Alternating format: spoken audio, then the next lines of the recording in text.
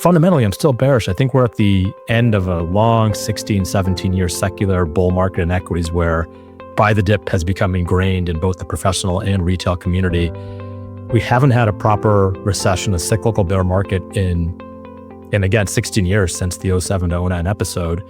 So these things don't happen very often, but when they do happen, you have to have your eyes open. And that's what I'm looking for with equities, as a classic old school bear market, which again, we have not had in 17 years. So people have really forgotten how equities trade during true bear markets. Imagine spending an hour with the world's greatest traders. Imagine learning from their experiences, their successes, and their failures. Imagine no more. Welcome to Top Traders Unplugged, the place where you can learn from the best hedge fund managers in the world so you can take your manager due diligence or investment career to the next level. Before we begin today's conversation, remember to keep two things in mind. All the discussion we will have about investment performance is about the past, and past performance does not guarantee or even infer anything about future performance. Also understand that there's a significant risk of financial loss with all investment strategies, and you need to request and understand the specific risks from the investment manager about their product before you make investment decisions. Here's your host, veteran hedge fund manager, Niels Kostrup-Larsen. Welcome to another episode in the Open Interest series on Top Traders Unplugged, hosted by Moritz Seibert. In life, as well as in trading, maintaining a spirit of curiosity and open-mindedness is key, and this is precisely what the Open Interest series is all about. Join Moritz as he engages in candid conversations with seasoned professionals from around the globe to uncover their insights, successes, and failures, offering you a unique perspective on the investment landscape. So with no further ado, please enjoy the conversation. Hello, everyone, and welcome to episode number 17 of the Open Interest series on Top Traders Unplugged. Today, I'll be speaking with Asim Ghaffar, the founder and chief investment officer of AG Capital.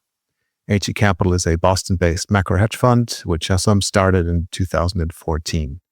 Asam has more than 20 years of experience trading across a variety of asset classes, and prior to forming AG Capital, he served as a senior consultant at Cambridge Associates and as a principal at Partners Capital, where he managed an internal portfolio of absolute return hedge fund investments. He started his career at Bain & Company and Charles River Associates and holds a BA in economics from Dartmouth College and an MBA from the MIT Sloan School of Management. Now, prefacing this conversation, let me say that I'm really excited to have Asam on the Open Interest series today because his performance at times can be very similar and positively correlated to systematic trend following funds, which are usually the funds that we're speaking about on this series. But also at times, he'll be very, very different and much more concentrated than a systematic trend following fund would ever be. And in our prep call, Asam mentioned that he has a sometimes 30-year, let me repeat this, 30-year view on how to structure his investments. He has some very interesting perspectives on China and the potential end of our current monetary order and the probable birth of a new one. So all of these are very interesting topics, something new, something that we haven't touched on this series. And I think this is a good time to get started, Asam.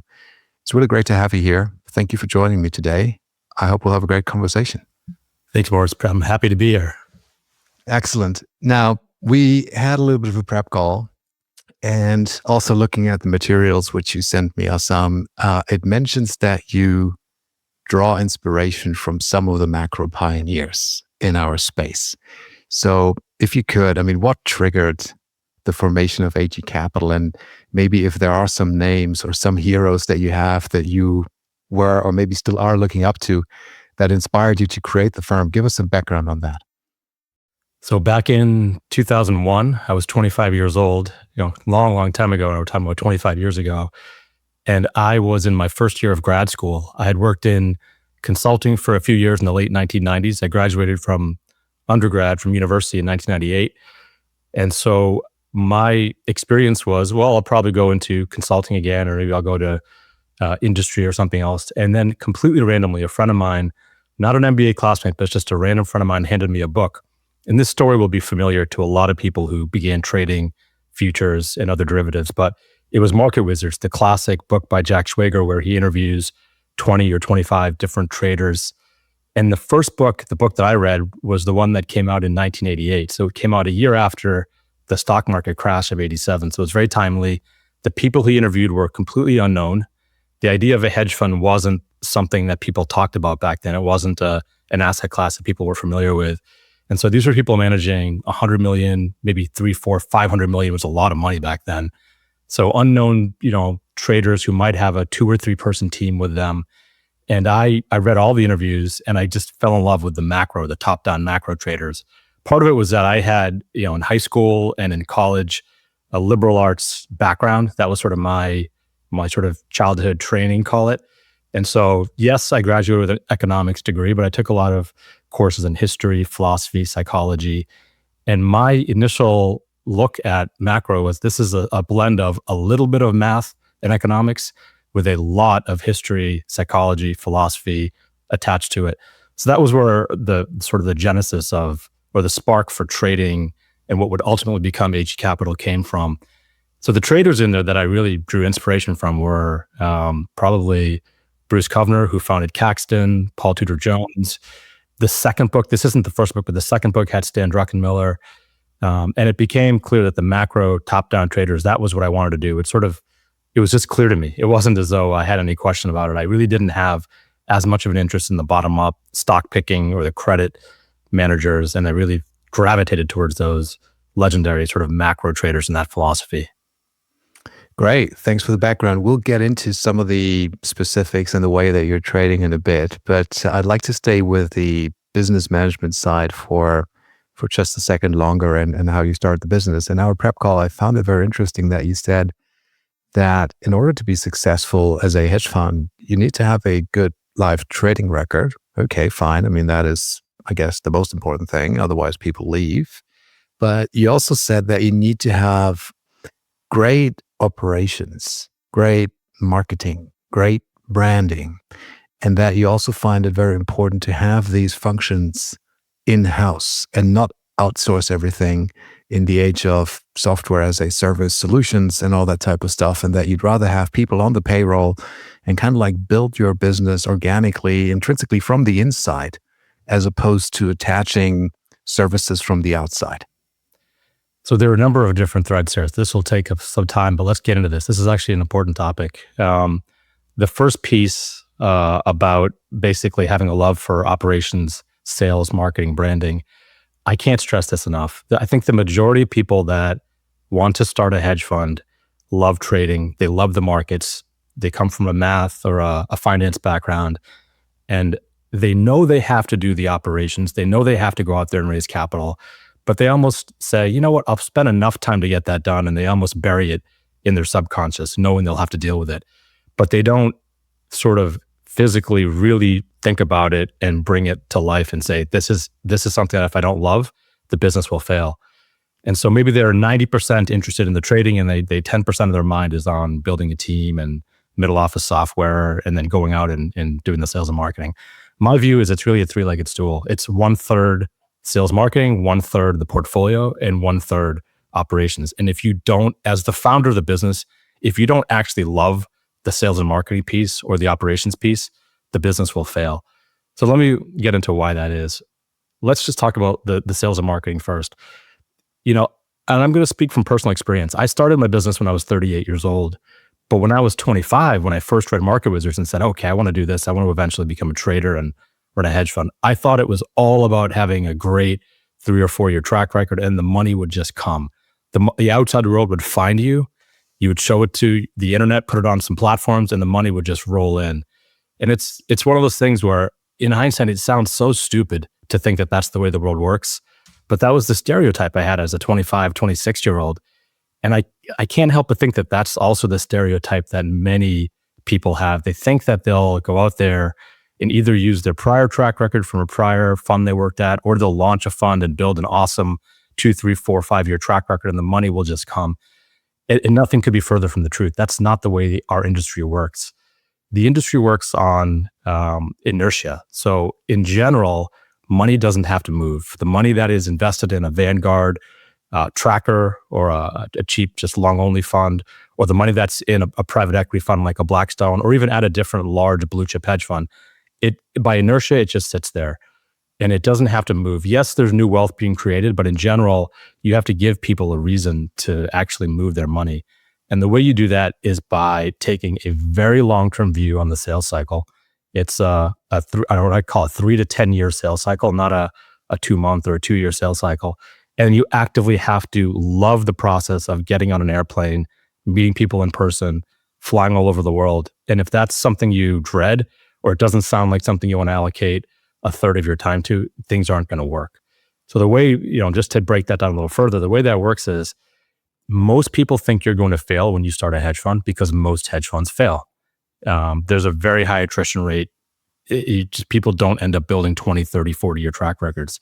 So the intelligent allocator will try to outweigh you. And this is the right approach for an allocator to take because of the failure rate and the career risk involved in just allocating capital to a manager that's going to disappear in year 7.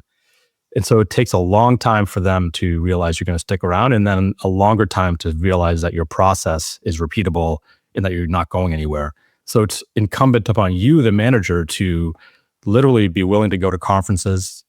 These are expensive conferences often, or to get on an airplane and fly out to Singapore, Asia, all over the US, if you're based in the US, to Europe, and meet people. And you need to meet the same allocator sometimes 10, 11, 12, 13 times over the course of 6, 7, 8 years, and to build that rapport, to show that you're not going anywhere. And then, even then, you don't expect them to drop a ticket or to give you, capital. Your expectation should be, if they give it, great. If they don't, that's fine too.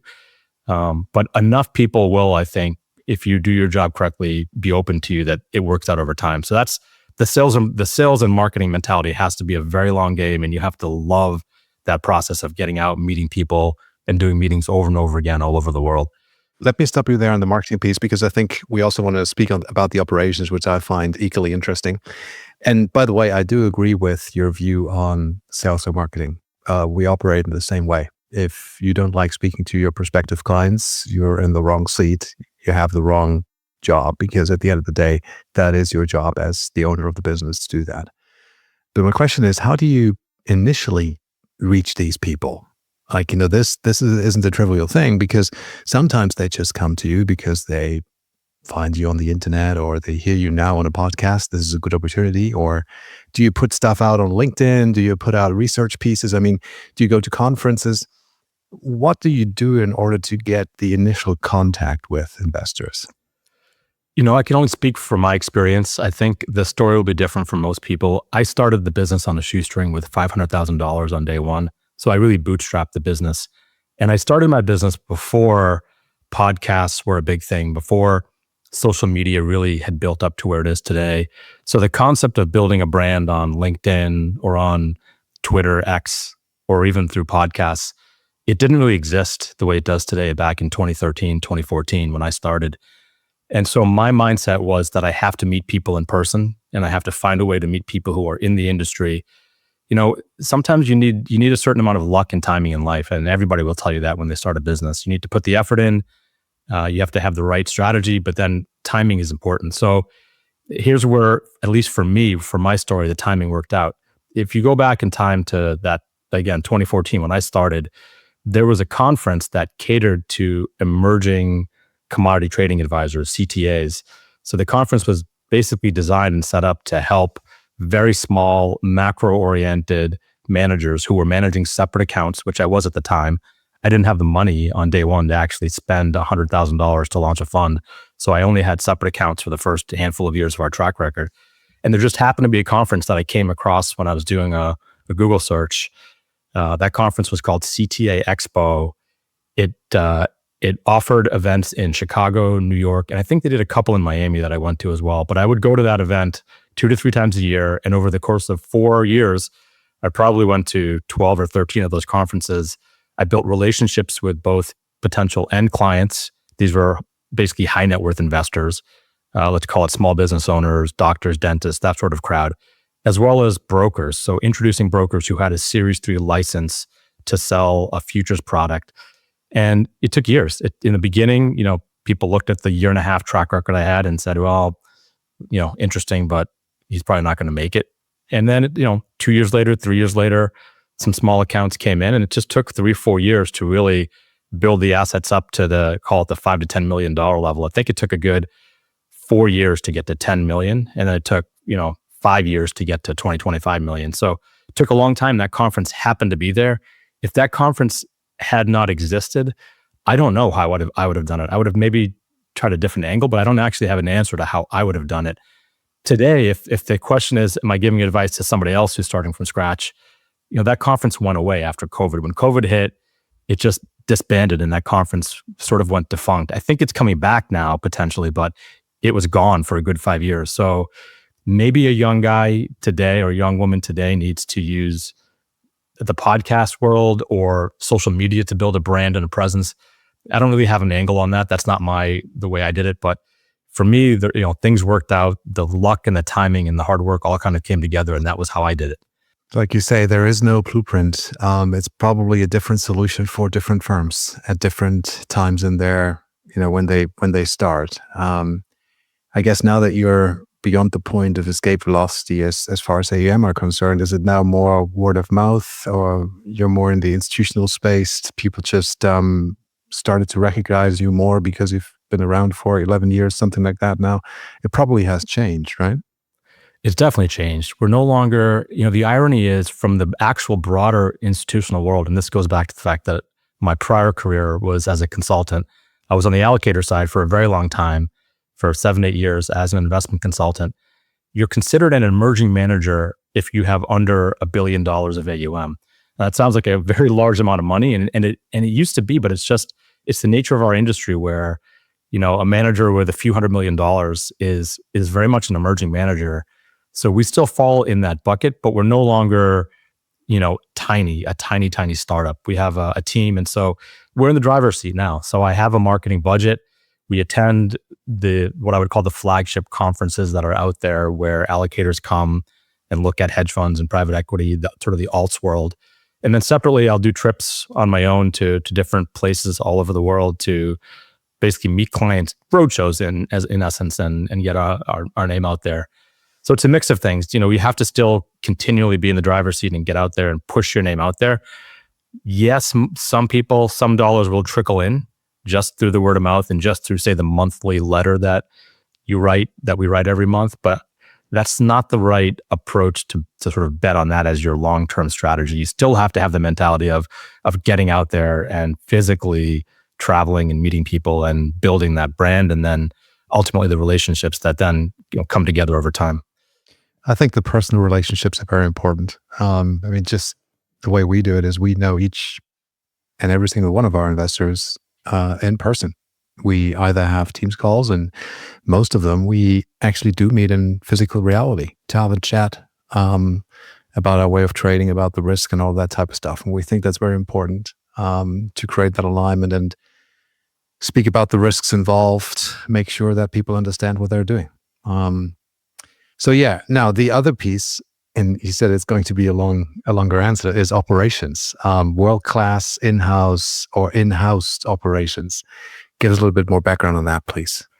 So this is, again, one of those parts where three-legged stool, and you as the owner of a hedge fund, and I think this is the piece that people will struggle with the most. You have to love the fact that you're building a business, and operations are 1/3 of those three stools: the sales, marketing, the portfolio, and then operations.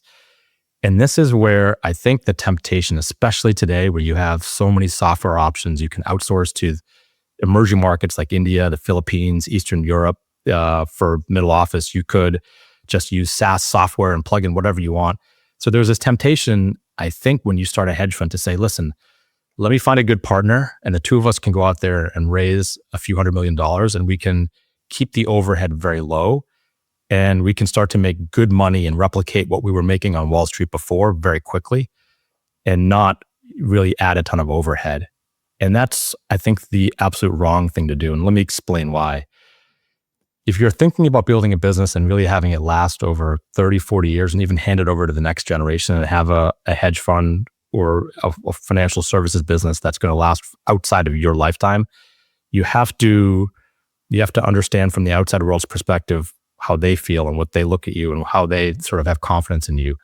So there are two different things here that I want to talk about. The first is human nature and our subconscious. When you're asking somebody for money, for an endowment to give you $50 million, or for a high net worth family office to give you a check for $10 million, they want to know that that money is safe. The first thing you need to think about is, is this money going to just disappear? I'm writing a check, sending a very big wire.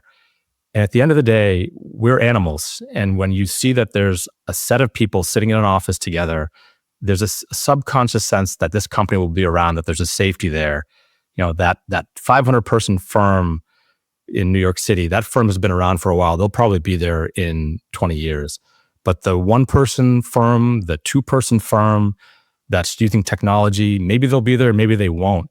And I think subconsciously, when we, on the allocator side, look at managers, having a team that has experience, that's worked together, and that has bodies, in seats sitting together, it makes a difference. It gives you that, again, that unconscious thought that these guys will be around for decades and they're not just going to disappear. So that's thread number one.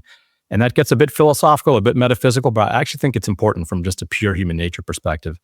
The second piece is a little more strategic.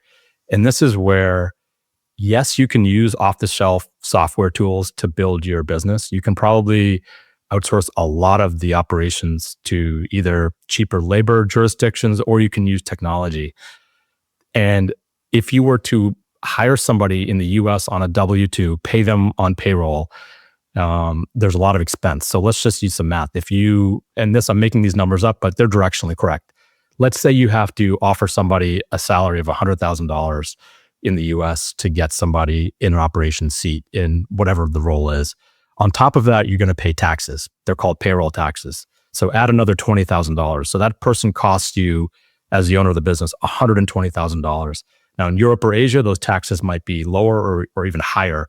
But in the US, $100K for the salary, $20,000 in taxes. So $120K for that human being to be on your team.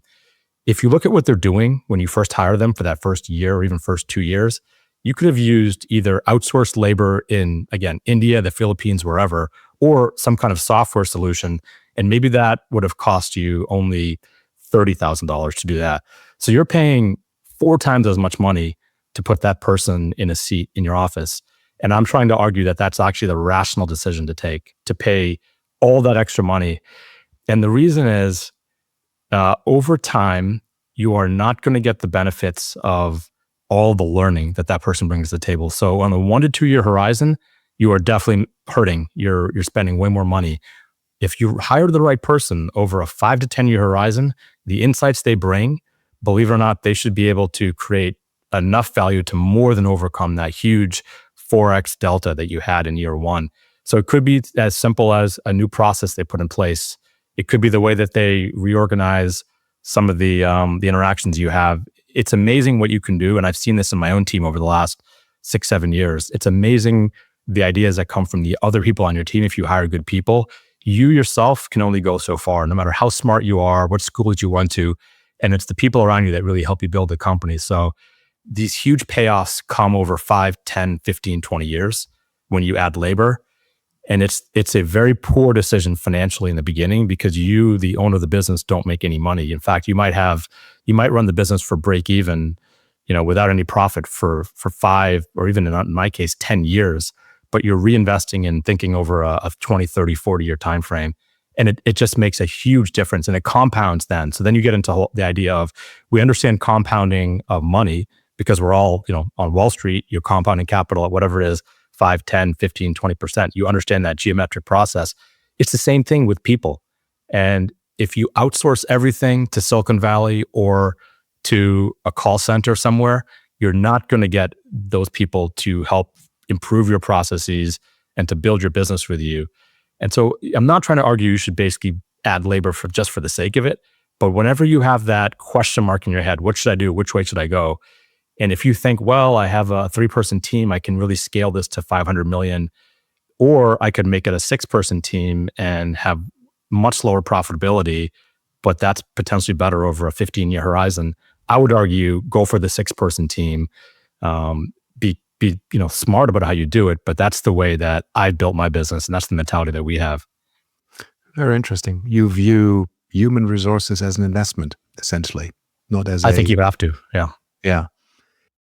Now, super interesting. This has been a topic that we've never really touched on this series. So we're kind of like 25 minutes in. We haven't yet spoken about anything that has to do with investment and how you form your investment thesis. But I think that was very interesting and very important to chat about because, it's just not spoken about regularly or not at all.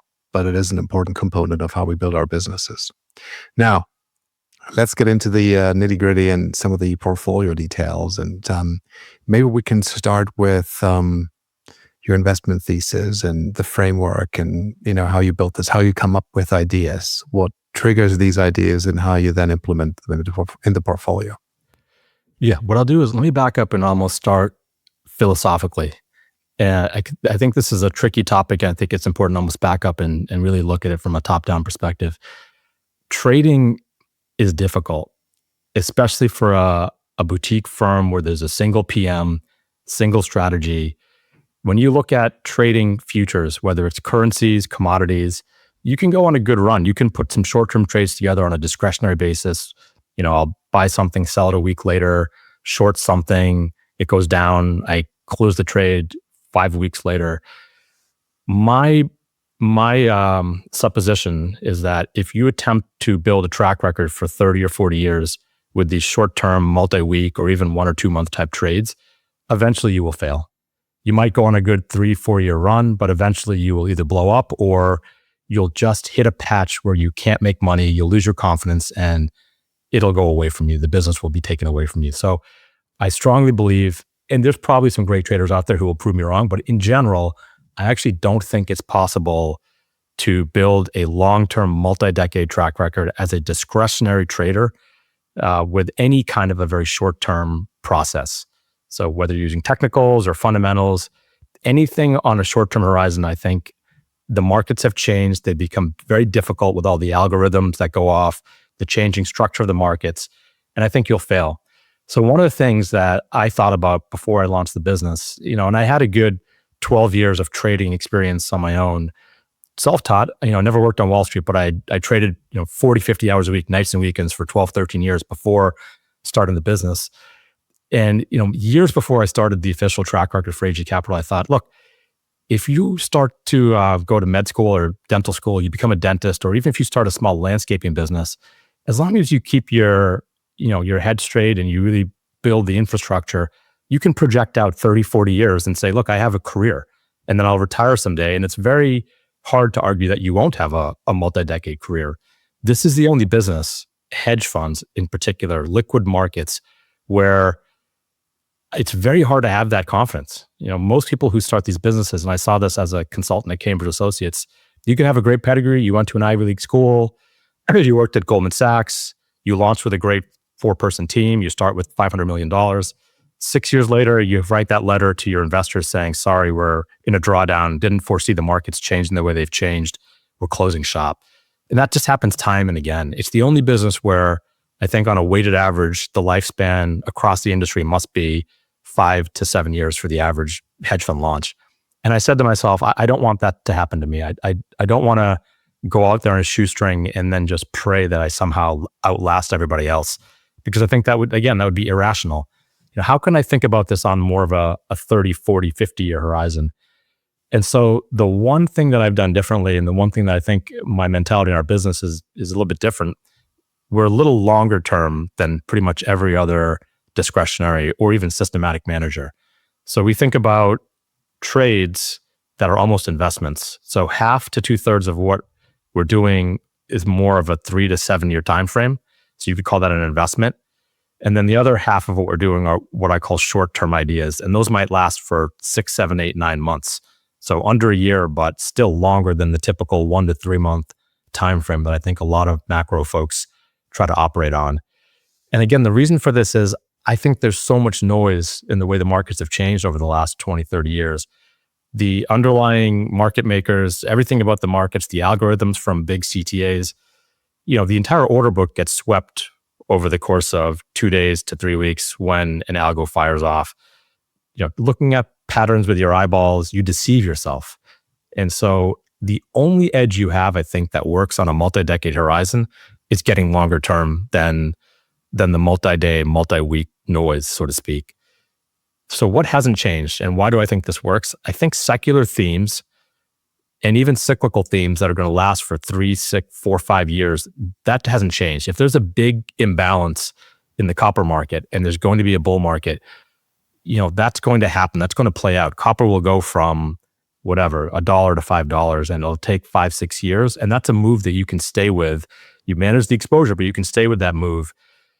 And that's part of the edge right there. On the short term, there are contrarian trades you can find where the large CTA crowd is fully on one side of the boat. The trend is extended. The fundamentals are shifting. And you can find nice risk reward trades in the short term that, again, longer than most people would think about for a short term trade. But again, I like that 5 to 9 month time frame, call it, for the short term ideas. So the thought process I always had was to be very long term and almost have a multi-decade view and then put together a rough blueprint for where I think some of these big macro markets will trade. So when I started the business, I had that rough blueprint. It hasn't always gone exactly according to plan. The timing has been off, and it always can be. But broadly speaking, the blueprint is playing out. And I think I like that I have a blueprint for the next, call it 15, 20 years as well, that I hope will play out. Speak about that blueprint. Like, what is it? What interests you, and why? And how did you find it? So a lot of this is not secret. It's stuff that a lot of other smart people are talking about. But I think the edge here, or the difference, is the psychological ability to stick with an idea for years.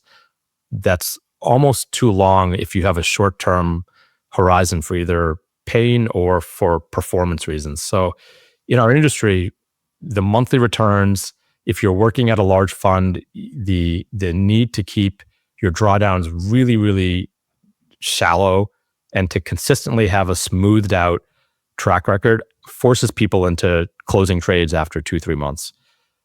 In my case, as the owner of the business, I can take that longer view and I can have a little more volatility and hold those trades through that blueprint. So let me talk about the blueprint, because that's the question you asked directly.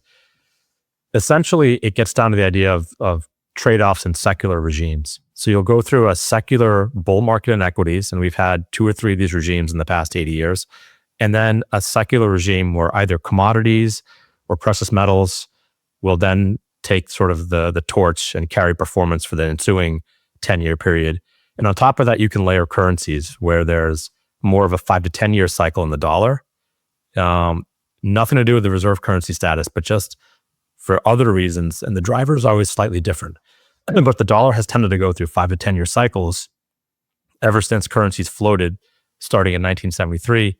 And lastly, there's a very long-term interest rate cycle where the bond market goes through these 20 to 40 year cycles of interest rates going down and then rates going up. Most people don't want to sort of operate on these timeframes because it's just too long. And the trick sort of is to understand that your timing can be off. So I'll try a trade using these blueprints, and I might be off by a year or two, take a small loss, gets to our risk point, try it again a year later, I'll still be wrong, and then try it again 7 months later. So it's that third attempt after a year and a half or 2 years where the trade starts to work. And now I'm still sticking to my long-term blueprint. I think this market will be in a bull market for the next 4 years. And my job is to just dial up and down the exposure according to the roadmap we already have. We have preset add points, a preset exit point, and just carefully manage the exposure throughout that 4-year window. But the trick partly here is that there's nothing new under the sun. I'm reading the same things that a lot of other folks are, doing my own homework.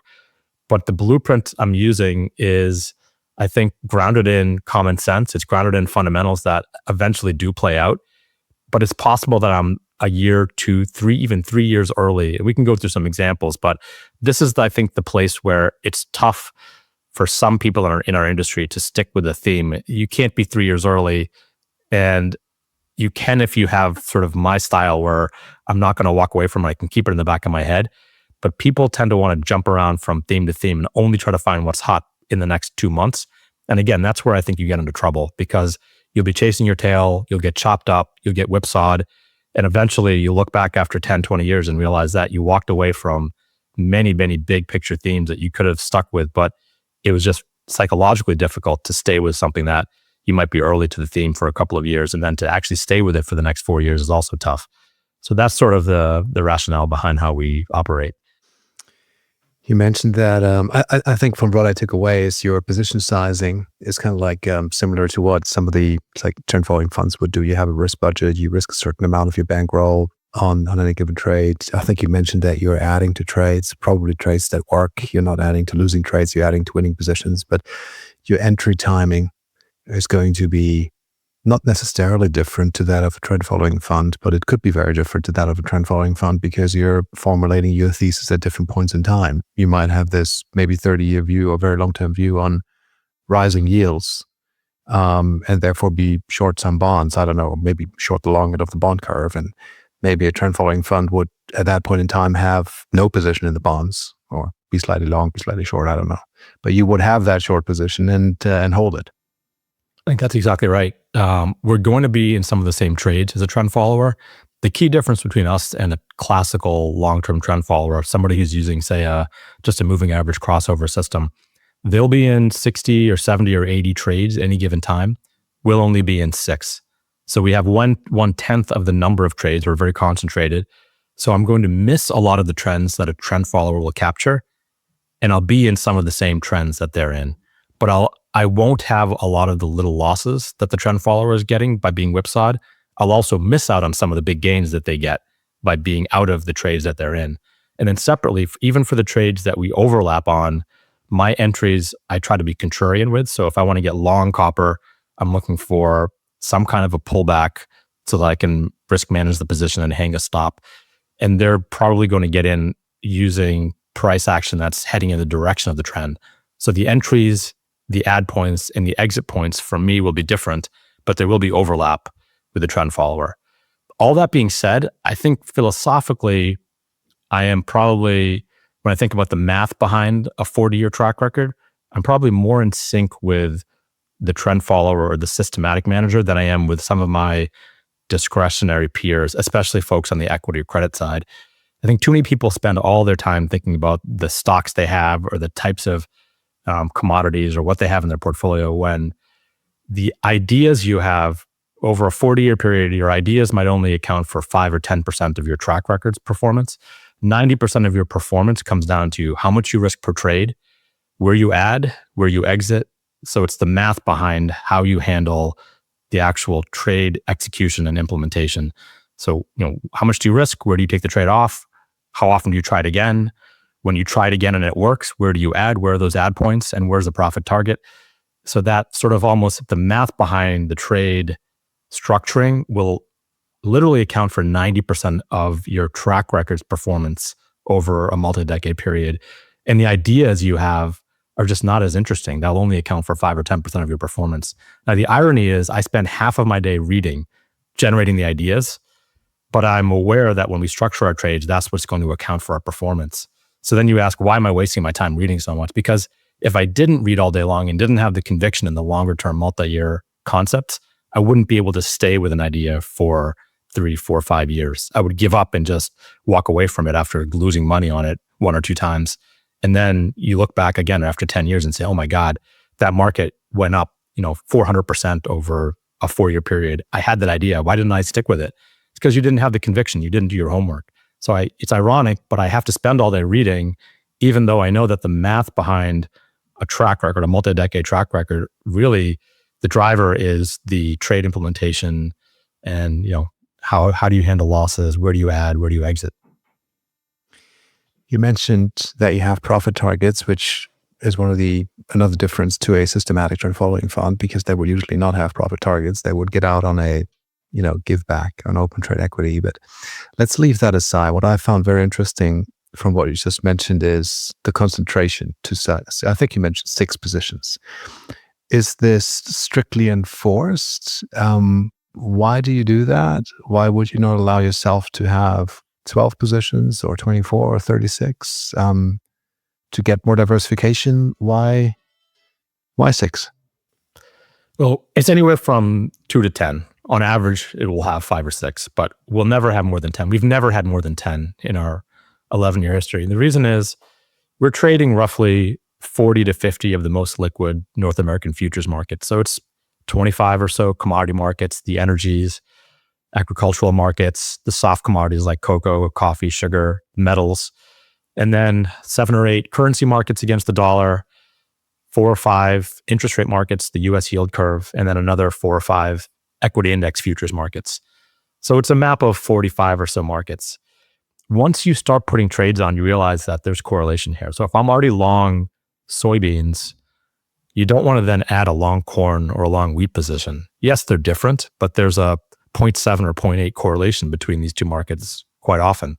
Similarly, if you're long the British pound and you then go and buy the euro, that's the same trade, 0.9 correlation. And so once you get up to 8, 9 positions, you just look across, and unless it's a very unique instrument like live cattle or like cocoa, it just doesn't make sense to get up to 15 or 20 trades. If you have 20 trades on, you look across that portfolio, you might as well get rid of a good half of them because of the embedded correlation. So that's the real reason. And I think, look, I don't know as much about the exact portfolio construction for a long-term trend follower. I'm sure they have some issues here, but they probably have a global portfolio where they could argue that they're just looking for really big moves in certain markets and they want to make sure they have the entire global map. Whereas I, as a human being, even though I'm reading a lot, I'm doing my research, I'm writing things down, I can't keep track of 30 trades in my head. And if I can't keep track of the portfolio in my head, it's probably the wrong portfolio and I should get rid of all the detritus and just focus on the core ideas that I have a conviction on.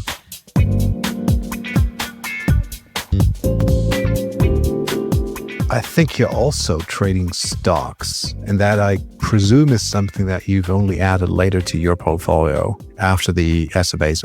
I might be wrong there, but why did you add the stocks? Because you already have a lot of the themes or thematic implementation, options through the futures markets that you've mentioned. What is so cool about the stocks for you? So we have a 2-person investment team, and this goes back to the idea of making sure you invest in human capital and not just outsource everything. But I put a lot of time into the right team, and one of my team members really focuses on the single name equities on our 2-person investment team. And between the two of us, we do so much homework and so much research on our core long-term macro themes that inevitably we were turning up equity names alongside some of the futures themes. And we did enough research, enough homework to really have conviction on a few themes. So in general, our equities tend to back up our longer term commodity themes. So we're not buying healthcare stocks. We're not buying artificial intelligence stocks or tech stocks. They're all in the materials sector or the energy sector. So just to touch on some of the highlights, I do think that we're in a structural bull market in gold.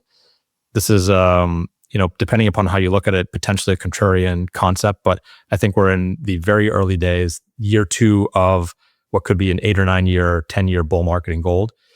And so given that view, we basically broke apart the 2 leading ETFs, GDX, GDXJ, and even some of the junior mining stocks, and recognized that the vast majority of the smaller gold miners there's either a fraudulent component or there's no chance that those earnings will come to life over time.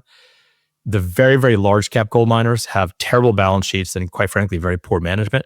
But there are a few names in the mid cap space that are very well run, have unhedged forward-looking books where they don't have hedges on, short gold futures hedges like they did 20 years ago. And they're well run and they're in good jurisdictions. So we put together a very small basket of a couple of gold miners to get that operating leverage. And now we have a theme. We can be long gold futures, where we'll dial up and down the exposure over the next 6, 7, 8 years for the duration of the bull market. And then we'll carry the 2 gold miners and almost have a mini theme there in the gold kind of basket. Same thing we'll do in copper. We'll do the same thing in the energy sector for natural gas, crude oil. And so we have just a mix of equities. And then there's another reason. The second reason we have the single name equities, there are certain areas where you just don't have liquidity in the futures market. So this will be a very consensus thing I'm about to say. There's nothing contrarian about this, but a lot of folks believe, as do we, that uranium is in a secular bull market. We've had a good leg up over the past few years. We had a big correction over the last 12 months, and we could be setting the stage for a bit of a grind and then a second leg in this bull market over the next 3-4 years. And so you just don't have any liquidity with uranium futures. I think there's a contract listed on the CME. It just doesn't trade. Maybe there's something you can do over the counter, but we thought the better way to handle this would be to look at either a large cap well-known uranium miner or just the physical trust.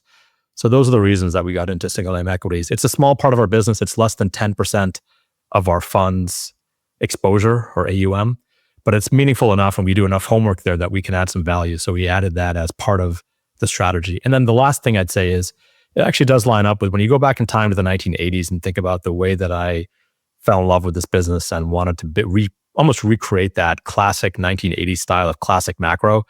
Back then, the concept was you would have a core group of equities that you would hold in your portfolio where there was a theme, a very concentrated set of equities. And then you would almost layer on top your currency trades or your bond trades using futures. And maybe you would layer on top some commodity futures trades as well in crude oil or elsewhere. But it was almost a three-dimensional portfolio where there was always a core equity holding that a lot of those managers held with half their cash. And then they'd use the other half of the cash to put on the futures positions. Now, we're not doing that. We're far more futures oriented, but it does line up with that classic 80s style macro theme that we're trying to in some ways bring back to life and put our own spin on. You mentioned dialing up and down exposure as you are in the trade. What do you mean by that? Why would you dial up and down the exposure if you're sitting on a big winning trade? I think, you were long cocoa, or you've just mentioned, use gold as an example. You say we're in a long-term structural bull market for gold. Why would you be dialing down your exposure? With rare exceptions, there are some what I would call very classic trend followers who have not changed their computer code since the 1990s. I'm not going to name names, but there's some great managers out there that are hewing to that very classic approach of trend following. If you look at their performance, they have great performance in the past 4 years, but there are drawdowns that are 30, 40%. And sometimes those drawdowns are caused by a single trade. Because the issue is, and we tend to build up some chunky exposures like classic trend following. We'll put on some meaningful size if we have conviction on an idea. We'll start the trade. We'll risk maybe 100 basis points on a core theme. What I mean by that is if we're wrong on that trade and it goes from the entry point down to our exit risk point or stop loss point, we've lost 100 basis points or 1% of the fund's equity. That's considered punchy. That's more aggressive than a lot of the lower vol systematic managers. And then we have add points where we hit and we add to the exposure a couple of times, maybe 2-3 times. When you think about that, once you fully loaded that trade, and you might even have 100% of your cash exposure in that one position, and you built up additional trades, so you have 300% gross exposure. That one trade, if you leave it alone and you don't have a profit target or you don't dial the exposure down when it gets very, very overbought after, say, 5, 6, 7 months, you could easily have a 15, 18, 20% drawdown just from that one trade. And this is where you're running a business. You're not running your own personal account at home where only you see the statements or only your wife, can yell at you if you have a big drawdown. You cannot build a long-term track record in this day and age and have 30, 40, 50% drawdowns. Yes, there are some brand name hedge funds that have it, but in general, you're going to scare the allocator community. You're going to lose your own confidence as a discretionary trader. If you're down 50%, you just have to make too much money to come back. You have to make 100% to get back to break even. So one of my rules of thumb on the risk side is to try to keep the multi-month drawdown to under 20%. And that's across all the trades in the portfolio. And so we really, try to dial the exposure down when a market gets very overbought. That's why we have a profit target. The profit target is just a reasonable best guess as to how far this market should go based on the technical price action for this particular 5-6 month leg of what might be a 7-year bull market. And we take the trade off, or we just cut it down tremendously. Sometimes you're wrong and the market keeps going. That's part of life. It could be, sorry to interrupt, but it could be a good example if we stay with the gold theme, because gold has rallied quite strongly, I think up to 3,500. And maybe this is kind of like the area. I mean, I'm no analyst in that space and I don't have anything of value to say, but when you look at this, it's like, it could be like a 3,500. We're running out of some steam, and maybe it goes back to 3,000, and then it goes back up to 4,000, 5,000, 6,000. So it sounds like these are the trigger points where you might be reducing your risk and taking some of the profits off. Exactly. Let's just use that exact example just for the sake of argument. We were long gold for a while. We had a lower profit target, so we got out of the trend in the high 2000s. That was our profit target from the breakout back in early 2024. Let's say we'd held it to 3,500 and then it corrects down to 3,000. that $500 is going to be a meaningful hit to our P&L, probably too much. And so you don't want to just sit there. We're not putting on a small, tiny 1% position as a mutual fund and holding, a diversified portfolio for the next 10 years. We're trying to really add alpha with the trade expression. The dialing up and dialing down of the exposure is partly how you perform. And so it's important for us to then either close the trade or reduce the exposure, knowing that you're not going to get the timing perfect. It'll keep going. Sometimes you get the timing close, and then you hope to rebuild the exposure on some kind of a correction or a drawdown. Even if the market goes sideways, that's a signal. That's telling you that there's a lot of buying coming in on every dip, and that 4 or 5 month consolidation can give you the confidence to try the trade for the next leg. But it prevented you from having, again, an 18% drawdown on a single trade, which you can't do that to your investors. And psychologically, again, it's very important for me to not lose my confidence, because to go back to that one earlier point I made, I think the main reason that hedge funds will shut down with great pedigrees and great seed investors after a 7-year track record is the manager loses his or her confidence in their deepest drawdown. And then an allocator pulls, and then it's a spiral, and they write the letter to the investors saying, sorry, we've lost our confidence. We're going to give you all your money back, and we're going to go off and do something else with our lives. The emotional damage and paralysis that you do to yourself. Staying with gold, is this now a position where you're back on the long side, or are you still kind of like in waiting mode and it's kind of like, it's still kind of like wobbling around? Back on the long side with a very small starter position. So as I mentioned, we closed that trade in the high 2000s late last year. I was expecting a bigger correction back down to, 2,500 or so. It never happened. This market is actually very interesting in how strong the trend has been. It's not letting your typical hedge fund that wants to buy gold is looking at the chart and saying, God, there's just no way to get in. It's gone straight up from 2,100 to 3,400. It's kind of barely corrected. It's going sideways for the last 2.5 months. But I want to buy it at, I'm just hypothetically talking about XYZ hedge fund guy. I want to buy it if it goes down to 2,600. Give me that 20% correction. I want to get in and buy. And it's not giving the world that opportunity. So that right there is a signal, right? So I looked at this. I wanted that big, deep correction as well so I could rebuild my position. It's not giving that opportunity. It's gone sideways for 2.5 months. I put a starter position back on.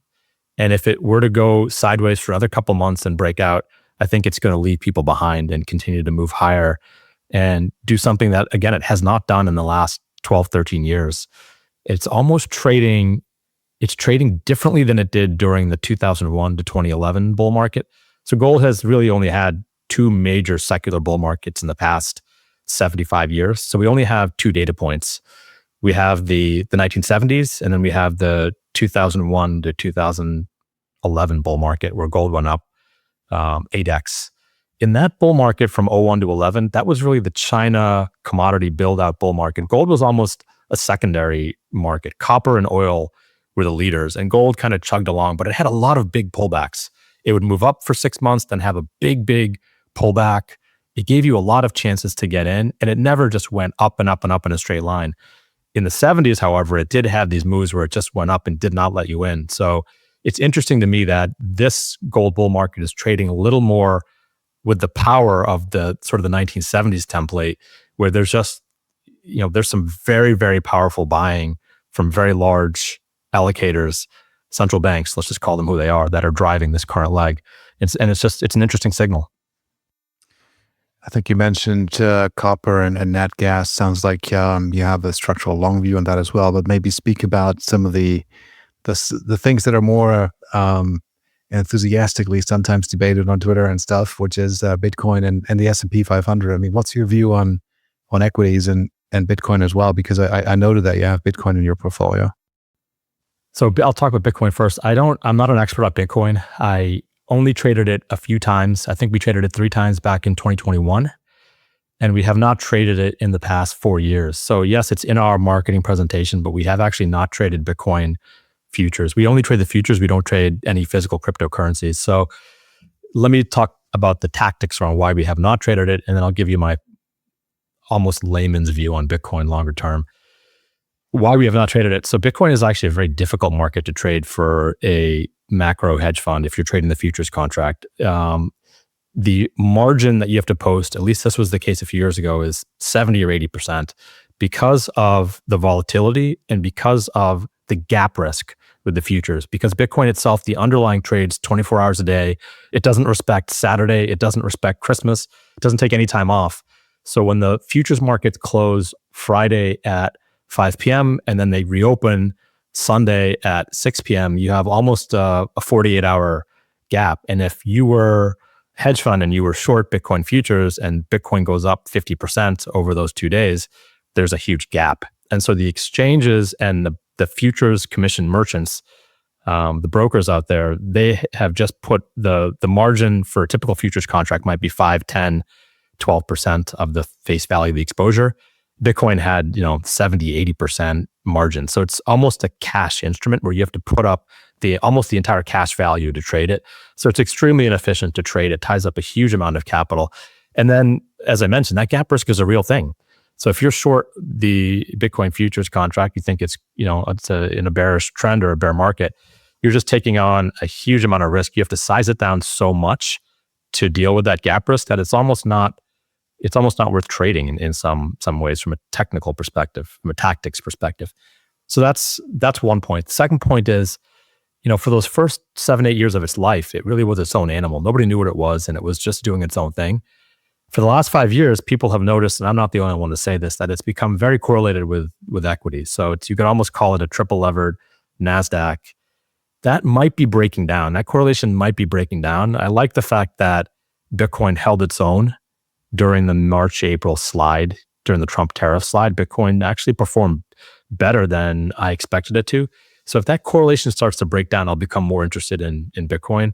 But I really want to see it trade as a store of value. I want it to be uncorrelated to gold and uncorrelated to U.S. equities. And so far, I think the jury's out a little bit, but that's what I would want to see to trade it. And the last point I'll make, just to give you again my perspective on Bitcoin, I was actually fundamentally bearish. I thought that this was a technology as opposed to a store of value or a currency, and that it was old legacy code. The code was written a long time ago, and it would eventually become obsolete. People would walk away from it, and whether it's quantum computing or something would come out to change the market's perspective on it, and it would fundamentally just slowly drift down to a much lower price level and then just kind of die. And I think I've been proven wrong to a certain extent over the last handful of years. So, gun to my head, I'm actually bullish on Bitcoin's price over time. I think part of the reason, though, is that we've entered this world now where the rule of law is breaking down, particularly in the US, as a lot of commentators have noticed. Currencies are being debased. A lot of the reason that is bullish on gold. And I think Bitcoin is another release valve. I don't think there's another fiat currency to take over from the dollar. You can't go from the Dutch guilder to the British pound to the dollar. There's no next fiat currency to take over in the next 50 or 100 years that I can sort of see, but a mix of migrating out of the dollar into gold, Bitcoin, the euro, whatever else is out there. And so Bitcoin is just one more release valve. So I think I am bullish on it on a 5 to 10 year horizon. We're probably not going to trade it very much. That's my take on Bitcoin. On US equities, I have a very, I'd call it a very bearish mindset right now, but I've been wrong. I tried shorting the S&P a couple of years ago, and as I often am, I'm a couple of years early to the theme. Got stopped out for a small loss, tried it again. I had a short position on as of January, February, made some good money in the Trump tariff move down in March and April. I took half of that trade off because it got very oversold. So again, managing the exposure, left half on. And I just actually got stopped out recently on the piece that I kept on because again, this market now, it's just trading in a way where it doesn't make sense to hold a short position if it's threatening to break out to all-time highs. But fundamentally, I'm still bearish. I think we're at the end of a long 16, 17-year secular bull market in equities where buy the dip has become ingrained in both the professional and retail community. We haven't had a proper recession, a cyclical bear market in again, 16 years since the 07 to 09 episode. And yes, there's a lot of fiscal spending that happened post-COVID that really kept the economy humming. And yes, AI has been another reason to stay long tech stocks in the past few years. But at the end of the day, the labor market is, for me, the key litmus test. And I think it's held up much longer than I thought it would, but it's finally starting to show signs of cracks. Not the initial claims, but the continuing claims in the US are finally starting to tick up and stay high. And I just think we're finally potentially going to have that classic old school cycle like you had in 1991, like you had in 01, 2001, and like you had in 08. And maybe it's a milder recession, but because of the valuation for equities, because of how high margins are and multiples are, you could have a serious drawdown. But what I would want to see, and this is why I had the bearish view on equities, I hate it when you have these mini crashes and V-shaped rebound. That's not what I want. I'm not trying to trade a 1 month crash. What I'm looking for is the typical 15-month, 18-month, 19-month slow bleed where the VIX never spikes, but you just have a very slow bleed and you're down 35-40% in the S&P when you wake up 2 years later. And that's what we had in 01. You had some moves up. You had 9/11, but broadly speaking, the 01 to 03 2-year bear market, it wasn't a VIX bear market. It wasn't a VIX spike oriented bear market. It was just a slow cyclical bleed. 07 to 09, if people focus on Lehman for the 2 months where you had the big crisis in August, September of 08, but you had a 12-month period before that where equities topped in October of 07 and they were bleeding out for 12 months. We were heading into a classic cyclical bear market anyway. And the same thing happened in 1969-70. The same thing happened in 73-74. So these things don't happen very often, but when they do happen, you have to have your eyes open, and that's what I'm looking for with equities as a classic, old school bear market, which again we have not had in 17 years. So people have really forgotten how equities trade during true bear markets. Right. One of the things, as we're rounding this up, one of the things you mentioned when we spoke earlier is that you believe that China is in many ways more capitalistic and also more democratic than the United States. I found that interesting, and maybe we can use this as a closing point to our chat today. Yeah, and this is partly one of those things you say with a little bit of hyperbole just for effect, but I think there's some truth to it. And so the claim itself that I made is probably exaggerated, but let me break it down and almost explain why. On the capitalism side, it's so easy to just fall into the quick stereotype and say communist China and capitalist United States and capitalist West in general. And this is just false in so many ways. The Chinese historically have very much a business-oriented capitalist culture, just at a personal level. They really do as a people. And when you look at the Chinese Communist Party, yes, they will provide some directive that they want to move towards EVs or green tech, but it's the underlying Chinese people and the companies that launch, and it's far more capitalistic than what you see in the US. You'll have 100 EV companies launch. In the US, you'll never have that many competitors enter. And the Chinese government sits back. They don't just shower the industry with subsidies right off the bat. They wait and see what happens. And that natural process of competition and almost capitalism, the market itself sort of dictates and decides which of these cars the consumer wants, which they don't want. And over time, we know the names now of BYD and the other names, but then later on, the government comes in and assists with capital and incentives and assists some of the winning companies. But they don't in the beginning. They really allow, I think, a thousand flowers to bloom. And in many ways, when you look at the US and what we've evolved into over the past 40 years, it's become an oligopolistic market. Every industry, healthcare has 3 insurers. There are 4 airlines. There are 5 big banks, and there's a big tail of 1,000 smaller banks that you really can't do business with if you're running, a business like we have. Every single industry, and the public knows this in their hearts. They figure this out, and it's just those incumbents get the subsidies. They get picked up in 08 when there's a crisis, and when you want to see capitalism work and you want to see some business failures, you don't get it.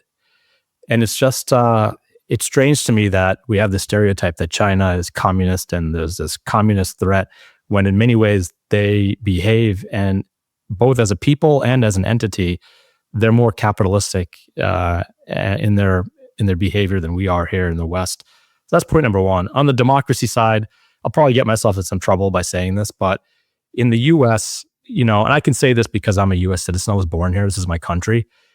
Yes, we have this notion that you can go every 4 years to vote. And yes, it makes a difference. You could argue that the election of Trump or the election that just happened in New York, these are monumental elections when people are changing the order that's happened over the last 40, 50 years. But within one of these regimes, when you're in a regime and you're not having a monumental change-oriented election, it's really just money that really buys votes in the US. And so the super PACs and the lobbying groups and the donors that have the money, they get to vote. And when you go to the ballot box and in a typical election, cast a vote for president or for a congressperson, for the most part, when you look back at US history, these votes don't really count the way that money counts. And then when you talk about China, my read, and from doing a lot of research on China, is that the party is actually more responsive to the average citizen in many ways than our leadership or our towns and jurisdictions are in the US. There are 1,000+ mini protestations, people protesting and revolting against something. And via apps and social media, the party is responsive. If people complain in China about XYZ, change happens at the local level. And a lot of changes get made very quickly in response to public comments and protests and whatnot. And you read, in US newspapers, and I think there's a propaganda element to this about how certain protests happen and the people are just locked up and whisked away and they're never seen from again. And I think that's the minority. I think in many cases, the party is very responsive to the citizenry, and it's partly because they know that that's where they need to provide economic growth and they need to maintain the people's trust in what they've done over the last 40, 50, 60 years.